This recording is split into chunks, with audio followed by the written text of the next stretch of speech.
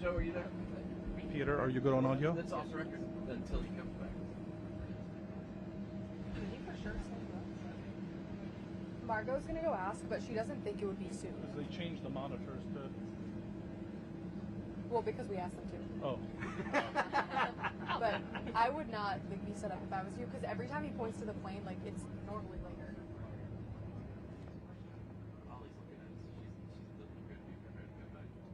Hi. I asked them to give me a heads up, and then I'll tell you if I see anything. Okay. Got that standing down? Drill. Am I doing the mic? Are you in the way? Am I doing the mic? Yes. Save Yes, this you are. for you. Yeah. And if Your he arm asks, workout of he the might day. ask you if you have any questions. What I trained for. Yeah. He asked you. He asked Celeste. Did he? Yeah. Who did he? Did he ask Alex? Yeah. And Alex looks at me, and I was like, I just asked a question. I didn't train him to deal with that. He did a great job.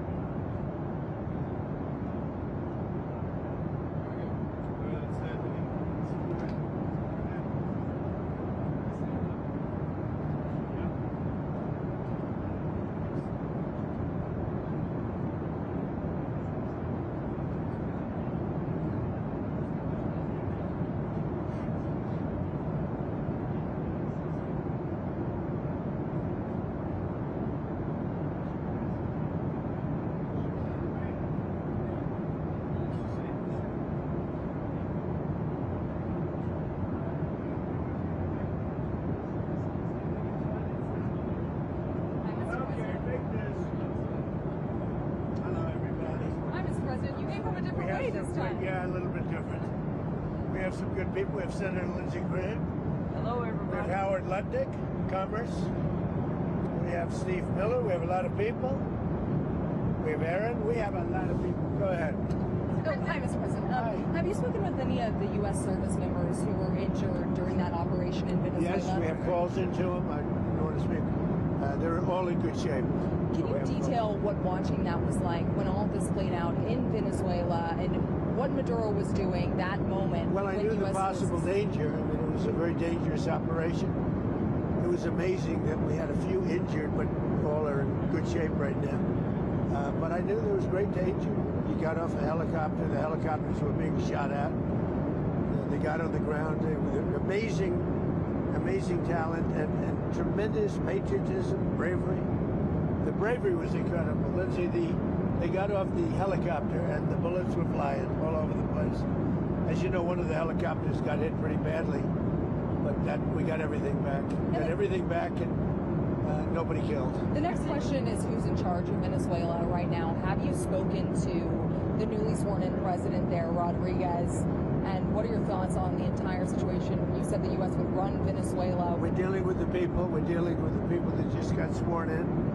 And don't ask me who's in charge because I'll give you an answer and it'll be very controversial. What does that mean? It means we're in charge. Have you spoken with her? We're in charge. Have you spoken with her? No, I haven't, but other people Do you want have. to? Yeah, at the right time I will. Did the U.S. give Delcy Rodriguez any guarantees in exchange for cooperating with your administration? No, but she's cooperating. Are you going to demand free and fair elections in the short term in Venezuela? Well, it depends. You know what you're talking. We have to do one thing in Venezuela: bring it back. It's a dead country right now. It's a country that, frankly, we would have been if I had lost the election. We would have been a dead country. We would have been Venezuela on steroids. Venezuela right now is a dead country. We have to bring it back, and we're going to have big investments by the oil companies to bring back the infrastructure. And the oil companies are ready to go. They're going to go in. They're going to rebuild the infrastructure. You know, we built it to start off with many years ago. They took it away. You can't do that. You can't do that with me. They did it with other presidents. How soon do you think an election can take place in Venezuela? How soon can an election take place? Well, I think we're looking more at getting it fixed, getting it ready first, because it's a mess. The country is a mess. It's been horribly run. The oil is just flowing at a very low level, much lower than, even if it was badly run, it should have more income, more oil than what they're doing. So we're going to have the big oil companies go in, and they're going to fix the infrastructure, and they're going to invest money. We're not going to invest anything. We're going to just take care of the country. We're going to cherish the country. We're going to take care, more importantly, of the people, including Venezuelans that are living in our country that were forced to leave their country. And they're going to be taken very good care of. Yes, ma'am. Have you spoken with the oil companies about going into Venezuela? I have. Which ones? Have you received any commitments? All of them, basically. Any commitments from the oil companies? They want to go in so badly. Did you speak with them before the operation took place? Yes. Did you maybe tip them off about what Before and after. And they want to go in, and they're going to do a great job for the people of Venezuela. And they're going to represent us well. But you know, the infrastructure is rusty, rotten, most of it unusable. It's old, it's broken. You see pipes laying all over the ground. Nothing's been invested for years. Chevron's in, as you know, they've done a good job, but even they haven't been in a position to invest money because they're on a month-to-month basis. What happens to this? They're only there because I wanted them to be there. Are there any contingencies in case the military in Venezuela is unhappy with the U.S. the way it's running Venezuela? Do you guys have plans for anything? So Venezuela thus far has been very nice, but it helps to have a force like we have. You know, we were ready for a second wave. We were all set to go, but we don't think we're going to need it. There's about $17 billion worth of oil reserves in Venezuela. More. Is that going to be? You mean trillion? And is that going to be Did you something? say billion or trillion? I said billion. You said 17 billion? It's much more than that. Okay, so what is going to happen to those reserves? We're going to run everything. We're going to run it, fix it. We'll have elections at the right time. But the main thing you have to fix, it's a broken country. There's no money. There's inflation. Like we would have had, if I didn't win this election, we would have been Venezuela on steroids. Lindsay would know that. You might say something on that because we were talking before. We would have had a doubling up of very bad things that cost us a lot of money, like welfare, frankly. We wouldn't have had jobs. And instead of having $18 trillion in, we would have had at least $5 to $10 trillion leaving the country. So our costs would have gone up, and all of the money that's, we're setting a record. It's long broken. And that's it. That's after 10 months. We haven't included the 11th month yet. So we think we're going to hit over $20 trillion. The all-time record is 3 by another country known as China. About 10 years ago, they did 3. We're going to do close to 20 trillion. By the way, there has never been anything like this ever before. And it's all because of tariffs and the election, but it's because of tariffs. There was a time. Without tariffs, we wouldn't have 10 cents being invested. There was a time back in 2016, and I remember your RNC speech, and you were saying that regime change and nation building. Where? When you were speaking at the RNC back in 2016, you were criticizing regime change and nation building, the U.S. being involved in that. It seems obviously that your stance has changed on that. What led to that? And is the U.S. nation building now? Is that? This isn't a country that's on the other side of the world. This isn't a country like where you have to travel 24 hours in an airplane. This is Venezuela. It's in our area, the Don Road Doctrine. So is that what you would say, that we're in the business of nation building? No, now? we're in the business of having countries around us that are viable and successful, and where the oil is allowed to freely come out because that's good. It gets the prices down. That's good for our country. Now, we have a very sick neighbor. It's not a neighbor, but it's close to a neighbor, and that's Venezuela. It's very sick. Colombia is very sick, too, run by a sick man who likes making cocaine and selling it to the United States. And he's not going to be doing it very long, let me tell you. What does that mean? He's not going to be doing it very long. He's not doing it very long. He has cocaine mills and cocaine factories. He's not going to be doing it very long. So there will be an operation by the U.S. It sounds good to me. Yeah. You know why? Because they kill a lot of people. Yeah. Secretary Rubio mentioned Cuba yesterday in his remarks. Does the U.S. have a plan to do? Well, Cuba always survived because of Venezuela. Now they won't have that money coming in. They won't have the income coming in. A lot of Cubans were killed yesterday. You know that. A lot of Cubans were killed. Do you know how many? The bodyguards. No, they're looking, but there was a lot of death on the other side. No death on our side, but there was a lot of death on the other side, unfortunately. But a lot of Cubans were killed yesterday, trying to protect him. There's been protesters killed in Iran. You said we were locked and loaded, ready to go. What is the line there for when the U.S. is going to get involved in those protests? We'll take a look. We're watching it very closely. If they start killing people like they have in the past, I think they're going to get hit very hard by the United States. Can I just add something? So when he first got elected in January, we met, biggest comeback ever. We talked about You think so, really? I didn't feel it was a comeback, actually. So because the first one was... The bottom line is, we talked about a drug caliphate in our backyard. We had Venezuela, we have Cuba, we have Colombia in our backyard. And these 3 countries have been condemned ever since I've been in politics. Joe Biden put a $25 billion bounty on Maduro's head. Chris Smith, the day he got inaugurated, said, I hope Trump will hold Maduro's feet to the fire. You did. So what has he done? He's going to clear our backyard of a drug caliphate, countries run by narco-terrorist dictators who murder, rape, send drugs into our country to kill thousands of our citizens. To my Democratic friends, you should be celebrating this. When bin Laden went down, I was the first to applaud President Obama. This was one of the most sophisticated military operations in the history of the country. What they were able to do was amazing. They knew we were coming. We had a good part of the Navy, and they were able to capture this man alive. No military in the world could have done it. And as to this commander-in-chief, he did something people talked about doing. You just wait for Cuba. Cuba is a communist dictatorship that's killed priests and nuns. They've preyed on their own people. Their days are numbered. We're going to wake up one day, I hope in 26, in our backyard, we're going to have allies in these countries doing business with America, not narco-terrorist dictators killing Americans. This is a big frigging day.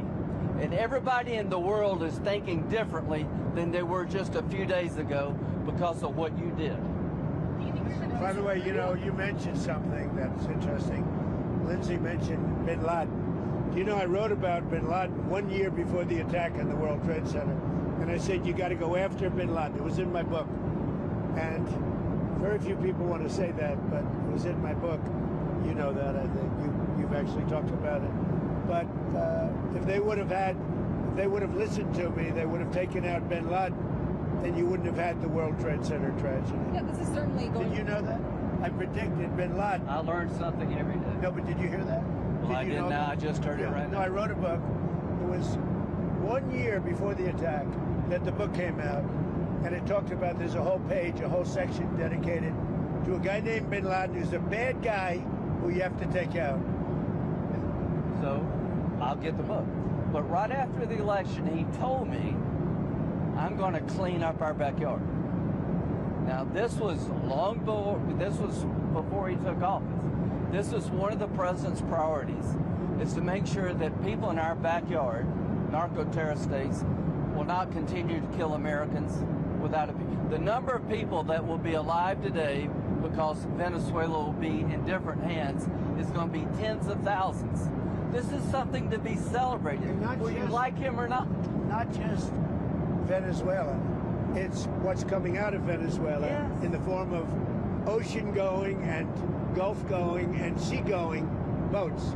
Every time we knock out a boat, and we've done a lot of them, we did 3 over the last few days, they're very rare now. You don't see too many of them. Hard to recruit. But drugs by sea are down 97%. Think of that. And now we're going to stop them by land, too. The land is easy.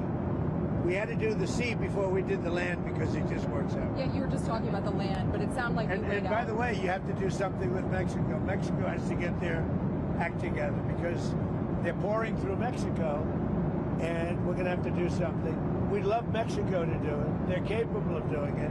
But unfortunately, the cartels are very strong in Mexico. I remember one time you actually, speaking of Mexico, I asked you about Claudia Sheinbaum, and you told me at one point you had offered to send U.S. troops into Mexico to combat drug trafficking there. Is that something you have spoken to her about? I think she's a terrific person. I would say every single time I talk to her, I offered to send troops. And she's just not willing? She's concerned. She's a little afraid. The cartels are running Mexico. Whether you like it or not, it's not nice to say, but the cartels are running Mexico. Yeah, speaking of those U.S. troops, I mean, one thing that Americans and a lot of people are wondering, you just sounded like you weighed out another strike, another land strike, at least in Venezuela. You sound like you weighed that out. But no, we didn't need it. We were prepared to do a second strike if we needed it. We're totally prepared. But that's off we're the table. Still prepared. That's off the table now. No, it's not. If they don't behave, we will do a second strike. The question is that the American troops, are they going to be on the ground? They're doing any kind of peacekeeping? I think Americans are very... It depends on what happens. It depends a little bit on the new administration, if you want to call it. So if you see that pushback from Rodriguez and ultimately... Well, I don't think there was pushback. I think that, she frankly, called it... you hear a different person than I hear. Really? So you have spoken with her? We talked to them, yeah. Oh, you did speak with her? They've been very good. Because she called it kidnapping of Maduro. It's all right. It's not a bad term. Go ahead. Now, are you going to demand that Delcy Rodriguez let opposition figures return or free any political prisoners? We haven't gotten to that yet. Right now, what we want to do is fix up the oil, fix up the country, bring the country back, and then have elections. Now, is it fair? We better bring the country back. Otherwise, you're gonna have a mess that's so bad. It was really bad. It's going to get a lot worse unless we go in and fix it. Is the U.S. going to reopen its embassy in Caracas or get the DEA? We're thinking about it. We've been asked to do it. We've actually been asked to do it. Do you think you had Putin and on the phone, of course, and Zelensky at Mar-a-Lago. Yeah. You told me that numerous times. You told me that your New Year's resolution was peace on earth. Do you think that 2026, if you could set a deadline of when the Russia-Ukraine war... I don't do deadlines, but I would say that, like as an example, Thailand and Cambodia. I was very proud of that. Wait a minute. And they started up again, and they got it solved. Where does it I give myself 1/4 of a point for that. So now I'm 8 1/4 points because they started up Thailand and Cambodia, and now it's okay. So where does it actually stand between Russia I and think we'll have a Ukraine deal right now? at some point, hopefully in the not too distant. So I don't know if you saw the numbers just came out. 30,000 soldiers were killed this current month. And there was that in 30,000. 27,000 the month before. You and Senator Ray discussed additional Russia sanctions. We discuss it all the time. There's nothing else I talk to him. I don't consider him very exciting to talk to, except when we're talking about legislation. And we talk about legislation all the time. You think that's an exciting relationship? It's not. But we talk a lot about legislation, and we have great legislation coming. You want to tell them? So the tariff bill, so here's what I believe. I don't think we could have secured the border without the threat of tariffs. I don't think we'd have a European trade deal without the threat of tariffs. So if you want to end this conflict, then put pressure on Putin's customers. He sanctioned the 2 largest oil companies in Russia, which is the biggest pressure anybody's put on Putin since the war started. But we have 85 co-sponsors to give this president... It's hurting Russia very bad, the sanctions. Oh, yeah. So this bill would allow... And India also is bullying. Yes, sir. So you put a 25% tariff on India for buying Russian oil. I was at the Indian ambassador's house about a month ago, and all he wanted to talk about is how they're buying less Russian oil. Would you tell the president to relieve the tariff? This stuff works. So I'm hoping we'll bring the bill up, and it's from 0 to 500. He picks the number. Nobody else does. But if you're buying cheap Russian oil, keeping Putin's war machine going, we're trying to give the president the ability to make that a hard choice by tariffs. I really do believe that what he did with India is the chief reason India is now buying substantially less Russian oil. So I hope we pass this bill soon. And after this... They wanted to make me happy, basically. He wanted to... Modi's a very good man. Yes. He's a good guy. He knew I was not happy. And it was important to make me happy. They do trade. And we can raise tariffs on them very quickly, and it would be very bad for them. All of that to say, you told me you weren't very thrilled. And I'll tell you something, the Russian economy is lousy. But what's really lousy is the Venezuelan economy. The Venezuelan economy is, I think, the worst economy I've ever seen. If you look at inflation, things are doubling every day. It's a disaster. We got to fix the country fast. President Trump, are there going to be any more? You said the oil companies are going there. Are there any other companies that you've talked to about dealing with Venezuela? Maybe Mr. Ludwig could talk about that. Are there any other corporations, entities outside Many of oil? outside of the oil business. Well, the oil business, yes, but outside, yes. Howard, you want to You say? have steel, you have minerals, right? All the critical minerals. They have a great mining history that's gone rusty. So steel, aluminum, minerals, I mean, this is all, it's a rich, it was once upon a time one of the great economies and cultures of the world, and it was destroyed, and now President Trump is going to fix it and bring it back for the Venezuelans. But it's not easy. It's really gone bad. But it's got potential. What? Maybe any rare earth minerals? They have rare earth, but everybody has rare earth. Rare earth is not rare. What's rare is the processing. We're doing processing plants all over. There's no such thing as rare earth.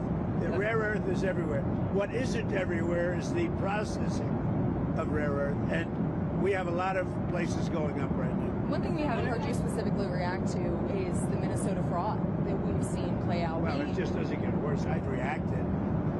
It's almost not even believable. This very stupid, low IQ governor, he's a very stupid man, because, you know, I had a campaign against him with JD, and he's a stupid man, and he's a corrupt politician, and the Somalians are ripping off our country to the tune of, looks like $19 billion, but that's only what they can find.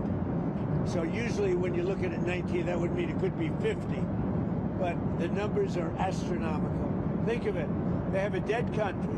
They don't have government. They don't have anything. They don't have a military. All they do is run around shooting people and trying to capture ships. You know, we don't let them take ships anymore. You know why? We use the same exact missile on them that we use on the drug carriers, and it's very effective. So You notice there's nobody capturing ships anymore? Because as they head out to go capture the ship, and the ship doesn't want to fire back because it's very flammable stuff in many cases. And the insurance companies don't want, because they build $1 billion ship, and they don't want anybody firing rockets into the ship. But we're hitting them so hard, and it's very similar. Same missile system. It's called Deadly Accurate. And do you notice that ships aren't being taken anymore? The pirates are. That's right. I hadn't thought about The that. pirates aren't. Well, no. No Somali birds. It's actually very easy. They head out. We say, guess what? There's pirates. Bing. That's the end of the pirates. The shipping business is coming back because, see, these are little things that we're doing. And I'm doing it not just for American ships, I'm doing it worldwide. Because we don't want ships taken by Somalia pirates. But what they are doing is they're stealing money from the American taxpayer. And every one of them should be forced to leave this country, including Ilhan Omar, who's a total crook. And she's one of the leaders of it. Not the only, because she's not that smart. But think of it. $19 billion at least they've stolen from Minnesota and from the United States. It's actually more from the United States because Minnesota puts in, and we're not going to pay it anymore. We're going to have Waltz go pay. We're not going to pay them, and we're not going to pay California, and we're not going to pay Illinois with that big slob of a governor that they have that doesn't want, you know, we brought down crime by 25%. He didn't do anything. He's not doing anything. But they want us to leave. He had a day where they had 17 murders not too long ago. 17 murders and 77 people shot. But 17 died. And then he talks about, oh, we can handle it. He can't handle it. But we pull back and we'll go in at the appropriate time. But we're the ones that brought the crime down. We brought it down 20%. They didn't bring it down. Pritzker didn't bring it down. Same thing with Gavin Newsom. If we didn't go in to Los Angeles 7 months ago when they had the riots, even the police commissioner, the head of police, said if we didn't have the federal government go in, we would have lost total control of the city of Los Angeles, and they would have had to cancel the Olympics. Think of that. Speaking of Los Angeles, the National Guard, you pulled out the National Guard out of Portland. We did. In Los Angeles. And you know what? You know that Portland, we got it down to almost no crime. Do you know that? But we pulled it out. We had a Supreme Court decision. We can go back. We're allowed to go back in. But we'll go back in when the crime starts. Look, the crime will soon start because they now know that we're out. And at the appropriate time, we'll go back in. And we may, if we're allowed to. The most powerful thing we haven't used the Insurrection Act. You're considering using the insurrection? I've always considered it, but we haven't needed it anywhere. 48% of the presidents of this country have used it. Bush used it, I think, 22 times or something. You know that, right? I mean, Bush the elder. And what are your short-term, next 2 weeks, what do you need from Delcy Rodriguez? You've threatened Delcy. Total access. We need total access. We need access to the oil and to other things in their country that allow us to rebuild their country. What other things? A lot of things. Roads that aren't built, bridges that are falling down. Yeah, bridges that are falling down, nobody can go anywhere. And on Greenland, On Greenland now? Yeah, on Greenland. How did we come up to Greenland? So, do you expect to take an action against Greenland? Well, I don't want to talk about Greenland. Let's talk about Venezuela, Russia, Ukraine, and we'll worry about Greenland in about 2 months. Let's talk about Greenland in 20 days. On Venezuela, we talked so much about energy. By the way, I will say this about Greenland. We need Greenland from a national security situation. It's so strategic. Right now, Greenland is covered with Russian and Chinese ships all over the place. We need Greenland from the standpoint of national security. And Denmark is not going to be able to do it, I can tell you. I think it's a big one. You know what Denmark did recently to boost up security in Greenland? They added one more dog sled. It's true. They thought that was a great move. What would I don't want to talk about Greenland now. I just say this. We need Greenland from the standpoint of national security. And the European Union needs us to have it, and they know that. I think there's some confusion the about operation in Venezuela will affect your relationship with Xi Jinping in China. No, I don't think so. I have a very good relationship. We have the power of tariffs, and he has other powers on us. Are you still planning to travel to see him in April? Yeah, I'll be going in April. I think there's some confusion from Americans and maybe the community in the world when it comes to what you said about Rodriguez earlier today in a phone interview. You said that she would face the same fate, if not worse, than Maduro. But it sounds like you're talking to her on the phone and wanting to work with her. Not me, my people are just the same thing. Are considering her in power. Can you just clarify where you stand on Delcy Rodriguez right now being in I don't power? have to tell you. I just say that she will face a situation probably worse than Maduro, because you know Maduro gave up immediately. So she could also he raised his hand, he gave up, and he did the right thing, but he gave up. So we were so effective, and it was so fast and violent. It was very violent, but we were so effective. He raised his hands, he gave up. What was the most violent moment during I don't want to tell you. There were some bad moments, but there was some very violent moments. I don't want to tell you. Did you get a briefing at all on Maduro's first night in Yes. custody, and what can you tell us? I have a total briefing on every aspect of it, but I don't think it's appropriate to talk to the press about it. You'll find out. When it comes to him in court tomorrow, I mean, what's the end game here with Maduro? Does he just rot in a U.S. We're just going to go through a slog of a trial. The judge is very respected, Judge Hellerstein. He's a highly respected judge. We'll see how we do. The case it's infallible. People are so happy with what we've done. You know, you go down to Miami, you go down to a lot of places, and they're all dancing in the streets of this country. Now, he was a rough man, killed millions of people. He killed millions and millions of people. After he stands Can trial, I just say something? We got this is a good thing, not a bad thing. President Biden put a $25 billion bounty on the guy's head. Why? Because he was a horrible criminal, murderer, poisoning our people. Every administration has been saying he's a threat to our country. He's a bad guy. This is the first guy that's actually done something about it. Here's the story for me. He could be in Turkey today, but he's in New York. So if you tell people in Cuba, you need to stop being a communist dictatorship threatening America, you should go somewhere else. You better take the offer. Maduro has nobody to blame but himself. He gave him a way out. He chose to defy Trump and the U.S. military, and his ass is in jail where he deserves to be, and every president has said the same thing, but he did it. You know, one of the things that is happening, and I think you see it all the time, Howard, you've seen it, that Cuba is ready to fall. You know? Yes.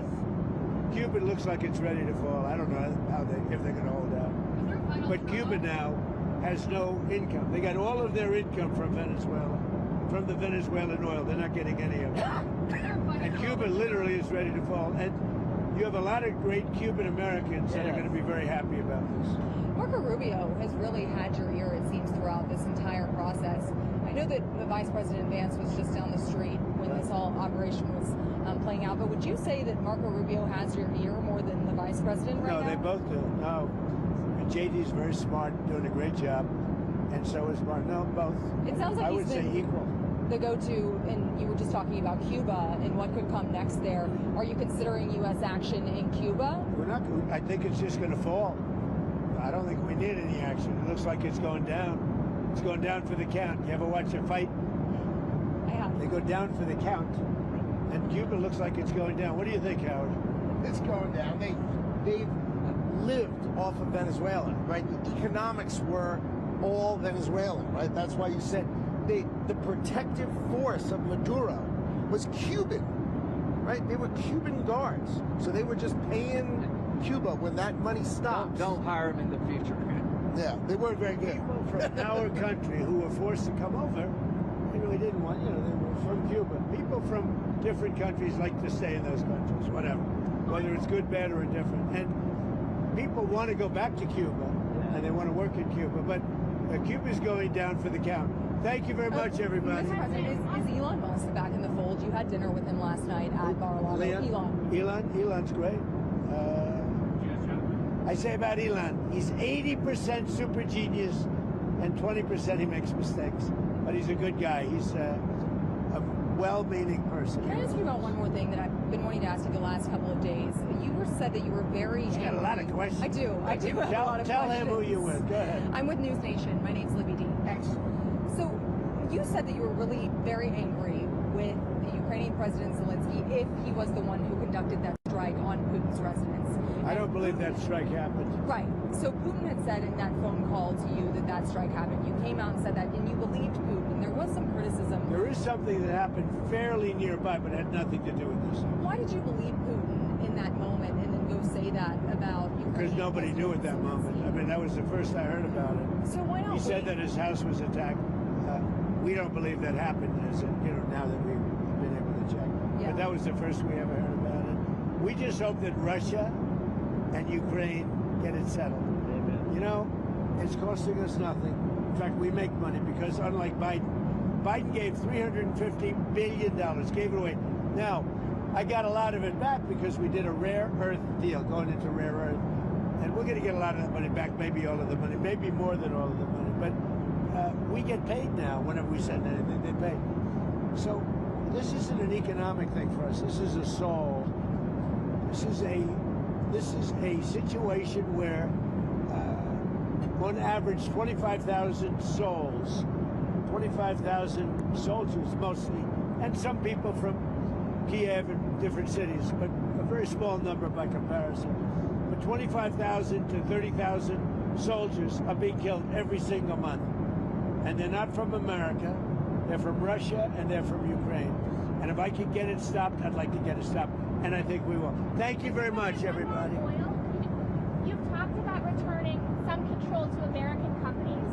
Did that play at all into your decision to capture Maduro? No. What really played is the fact that he sent millions of people into our country from prisons and from mental institutions and drug dealers and every drug addict in that country, in his country, was sent into our country. Think of that. Every single drug addict from Maduro's country, which isn't really his country, and it's certainly not his country anymore. Every drug addict and every drug dealer has been sent into our country. Now, we're getting them back, but it's a very laborious job to get them back. Very hard job to get. And, of course, we're not getting a lot of good backup from certain judges, from certain radical left.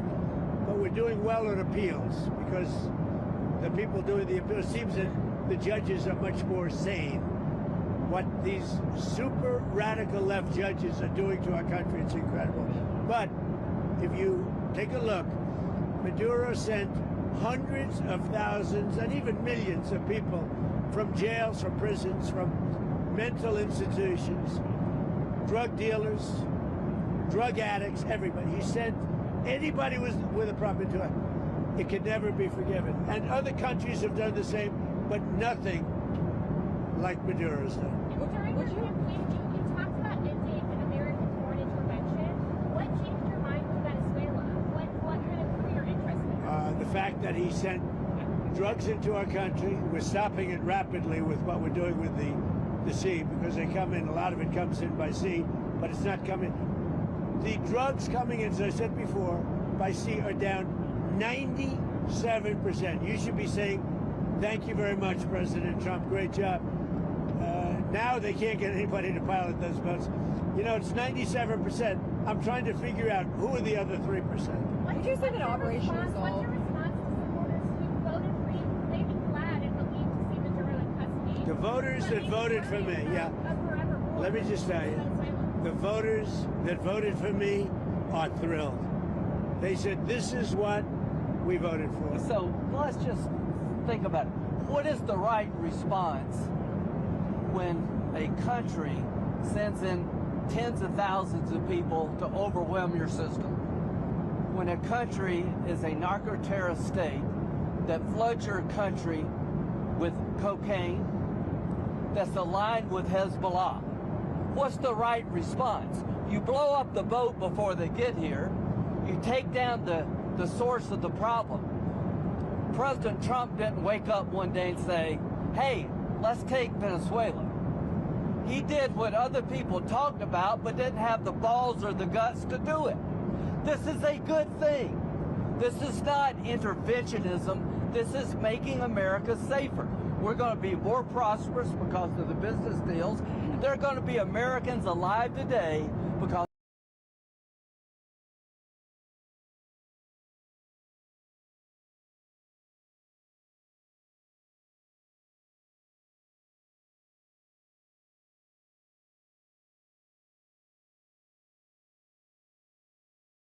he shut down a narco-terrorist state called Venezuela. This is a good thing, not a bad thing. And the oil companies are going to go in and rebuild their system. They're going to spend billions of dollars, and they're going to take the oil out of the ground, and we're taking back what they stole. Remember, they stole our property. It was the greatest theft in the history of America. Nobody has ever stolen our property like they have. They took our oil away from us. They took the infrastructure away. And all that infrastructure is rotted and decayed. And the oil companies are going to go in and rebuild it. We're not going to spend very much money at all, if anything.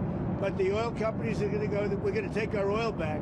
But we're going to also do things that, when you look at what he did, the drugs are terrible, but also terrible. He sent hundreds of thousands of people into our country that should not be here.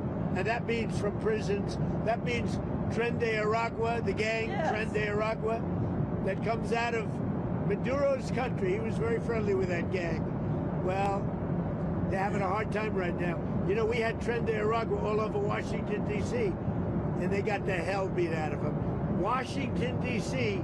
is the safest city right now in the United States. Thank you very much. Mr. President, if you had to sum up Operation Absolute Resolve, would you say that it was about oil or it was about regime change? It's about peace on earth. How is it peace on earth? Peace on earth. We got to have peace. It's our hemisphere. The Monroe Doctrine was very important when it was done, and other presidents, a lot of them, they lost sight of it. I didn't. I didn't lose sight. But it really is. It's peace on earth. Thank you very much. Mr. President.